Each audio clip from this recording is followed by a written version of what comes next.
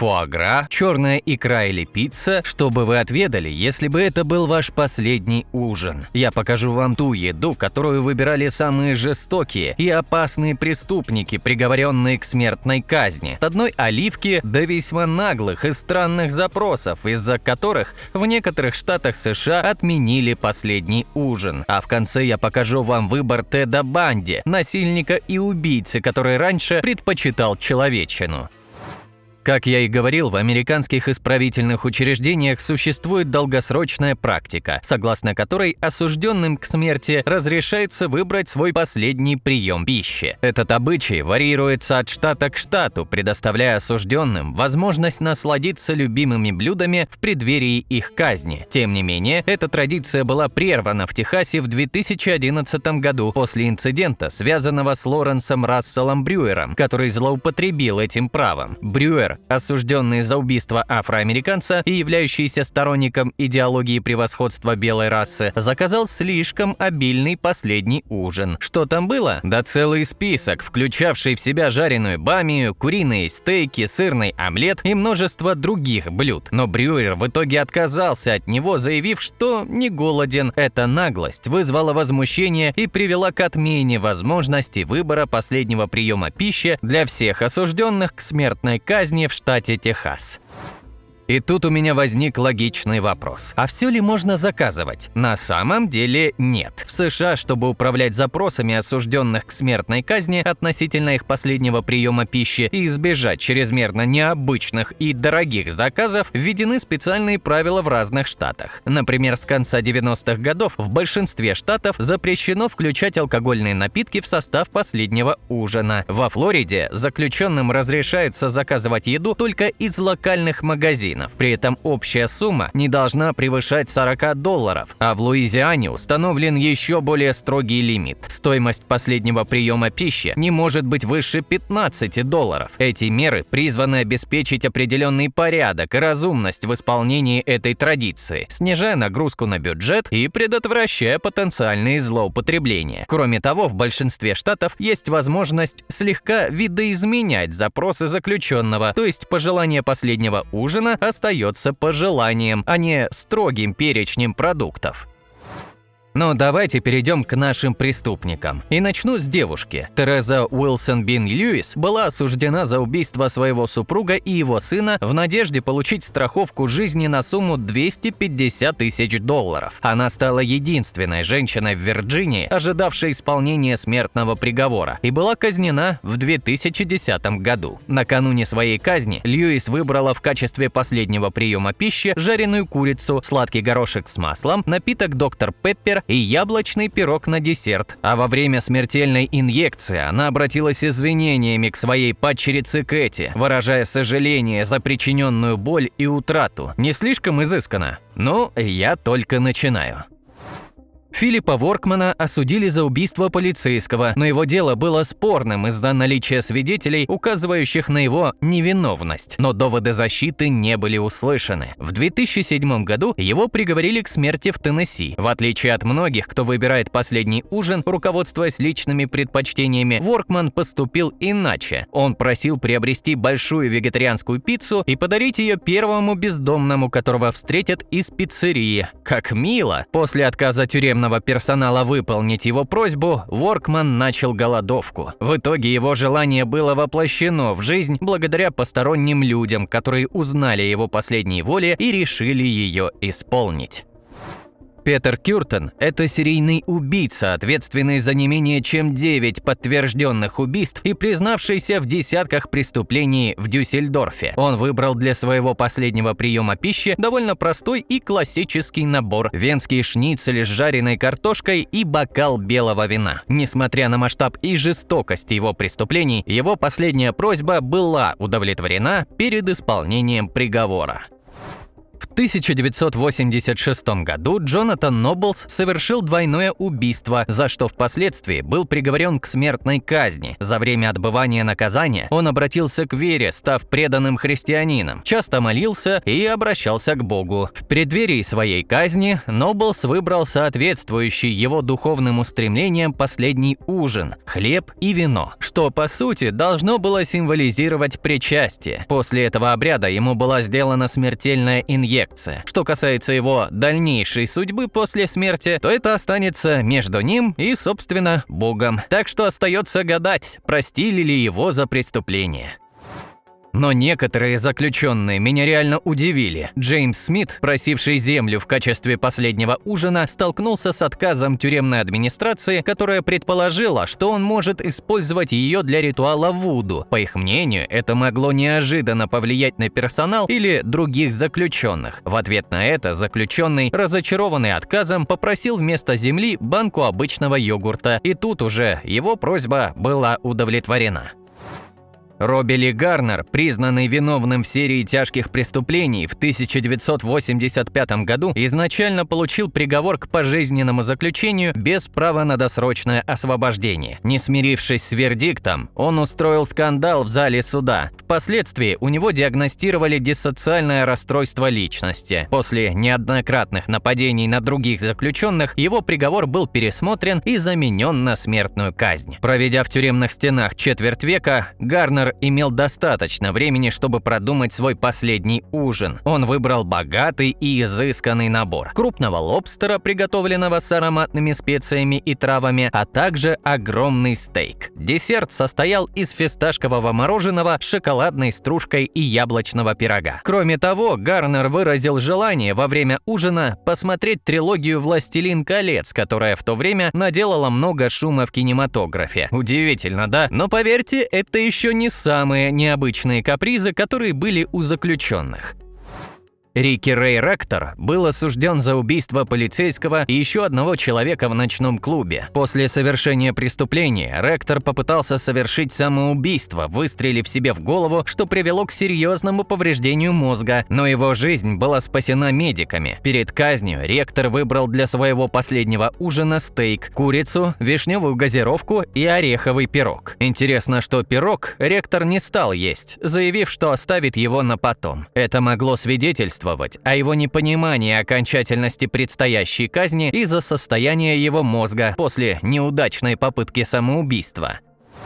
Но не все с охотой бросаются выбирать себе последнее меню. Например, Трой Дэвис, осужденный за убийство полицейского и приговоренный к смертной казни через смертельную инъекцию, отказался от традиционного последнего ужина. Его решение не заказывать еду было обусловлено нежеланием признать этот прием пищи своим последним. В отличие от предыдущего случая, это было четкое и осознанное решение. Ведь трудно поверить, что завтра тебя уже не будет. Помните, я говорил, что в тюрьме могут подкорректировать запрос? Вот тут с этим произошел настоящий скандал. Томас Грасса, вор-домушник, признанный виновным в убийстве двух пожилых людей в ходе ограблений, выбрал для своего последнего ужина обширный и разнообразный ассортимент блюд. В его заказ входили тушеные моллюски, мидии, обжаренные ребрышки, чизбургер, свежая клубника, тыквенные пироги, молочные коктейли, а также спагетти от конкретного производителя – «Спагеттиос». Однако в тюрьме не стали заморачиваться с этим моментом и подали обычные. Грасса был в ярости, перевернул тарелку и бросался на стены. Это недоразумение стало предметом его последних слов, где он выразил желание, чтобы о данном инциденте узнала пресса, подчеркнув при этом значение мелочей, ведь для него это было безумно важно. В 1980 году Мигель Ричардсон был осужден за преступление против двух охранников и приговорен к смертной казни методом расстрела в Техасе. Для своего последнего ужина он выбрал необычный и символический набор блюд. Он заказал праздничный торт, украшенный датой своей свадьбы и 7 розовыми свечами. Что это значило? Мужчина пояснять не стал. Также в его заказ вошли разнообразные фрукты и салат, заправленный соусом 1000 островов. Мигель пытался устроить последнюю вечеринку, а вот зато следующий смертник был гораздо менее жизнерадостным. Делберт Джуниор был осужден за ограбление и убийство в апреле 1985 года и впоследствии приговорен к смертной казни в Техасе. Изначально он не желал ничего заказывать на последний ужин, но его мама убедила его поесть и предложила ему чизбургер. Правда, заботливо и грустно. В 1962 году перед своей казнью немецкий офицер и член гестапо, прямо ответственный за гибель множества евреев, запросил бутылку вина «Кармел», а также израильского красного вина. Была ли это насмешка или искренняя любовь к этому напитку, остается загадкой. Если считаете, что фильм «Оно» лишь страшилка для детей, то вы сильно ошибаетесь. Клоун Пеннивайз имеет своего прототипа в лице Джона Уэйна Гейси. Он был успешным бизнесменом и благодетелем, периодически превращавшимся в клоуна на детских вечеринках. Гейси легко менял свои маски и грим, чтобы скрыть свою настоящую сущность. Ни его собственная жена, ни супруга президента США Джимми Картера не догадывались о его темных сторонах. Гейси привлекал жертв к себе домой, угощал их алкоголем и предлагал марихуану, а затем принуждал к сексуальным играм. Если кто-то не соглашался, он превращался в клоуна и демонстрировал фокусы, включая номер с наручниками. Он одевал их на себя и легко снимал, а потом предлагал повторить то же самое жертве. Когда они оказывались в ловушке, клоун Пога издевался над ними и насиловал. Останки своих жертв маньяк прятал между стенами своего дома, в полу, а порой и выбрасывал в близлежащую реку. Этот американский серийный убийца, убивший 33 молодых человека, включая нескольких подростков, перед своей смертной казнью, заказал жареные креветки, картошку фри, клубнику и упаковку кусочков курицы из KFC. Не столь изощренно для человека с такой фантазией. Кларенс Рэй Аллен стал историческим рекордсменом по возрасту среди тех, кого приговорили к смертной казни в штате Калифорния. Проведя долгие годы за решеткой, он лишился зрения и слуха, что сделало его фактически недееспособным. Защитники обвиняемого утверждают, что на данный момент он не представляет угрозы обществу. Они настаивали на том, что совершение казни в его случае является несправедливым, так как цель наказания отсутствует, а исполнение приговора будет крайне жестоким. Однако запрос на помилование со стороны адвокатов был отклонен губернатором штата Арнольдом Шварценеггером. Этот случай стал последним в истории штата, когда была исполнена смертная казнь. Перед тем, как выйти из мира сего, осужденный заказал свой последний обед – жареную курицу, сочный стейк и мороженое с добавлением грецкого черного ореха. Звучит аппетитно, но в истории были случаи, когда еду заказывали вообще не по предназначению.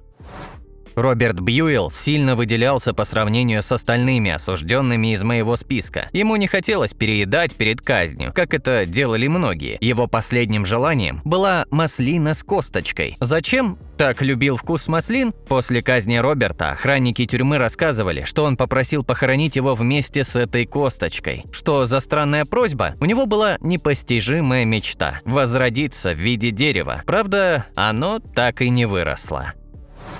А что же заказывают себе террористы? Организатор самого масштабного теракта в истории Америки, взрыва в федеральном здании имени Альфреда Мура в Оклахома-Сити 19 апреля 1995 года, который унес жизни 168 человек, включая 19 детей младше 6 лет, был приговорен к смертной инъекции в штате Индиана. На последний ужин он запросил всего лишь мятное мороженое с шоколадной крошкой. Как скромно и непритязательно, не так ли? Джеральд Митчелл – 33-летний чернокожий американец, который был казнен в одной из тюрем штата Техас. Он был осужден за убийство 20-летнего Чарльза Марина в 1985 году, когда ему самому было всего 17 лет. Конфликт между ними возник из-за наркотиков. Приговор Митчелла был исполнен через смертельную инъекцию. Он утверждал, что его судили с предвзятостью из-за его расовой принадлежности, так как суд присяжных состоял только из белых присяжных. Митчелл многократно пытался обжаловать свой приговор, утверждая, что его осудили из-за цвета его кожи. Его последним желанием перед казнью была упаковка леденцов. А вот еще один серийный насильник и убийца – Уильям Бонни. Вместе со своими сообщниками он убил от 21 до 36 юношей и мальчиков. До этого он их истязал и подвергал сексуальному насилию. Это ведь и правда ужасно. Перед своей казнью он потребовал 2 огромные пиццы с колбасой, сыром, вялеными помидорами и перроны с грибами. После того, как он наелся до отвала, Уильям Бонни угостил себя порцией шоколадного мороженого и выпил целых 18 банок Кока-Колы и Пепси. Как такое количество еды и напитков уместилось в одного мужчину за один присест, остается загадкой.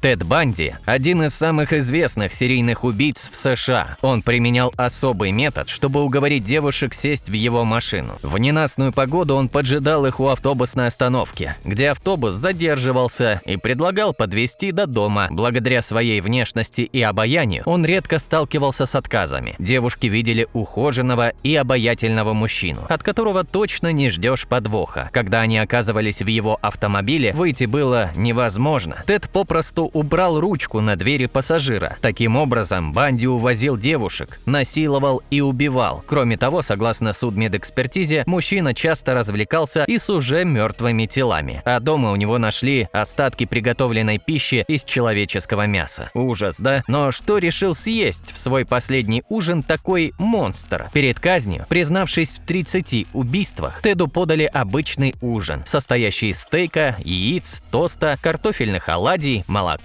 кофе и сока, который он есть не стал. И, соответственно, умер на голодный желудок, без какого-либо раскаяния. Как вы можете понять, хоть люди и ужасные, но вкус у большинства из них вполне себе обыденный. А на этом все. Спасибо за просмотр, подписывайтесь на канал, ставьте лайки этому видео, если оно было полезным и интересным, и до встречи в следующих видеороликах. Пока!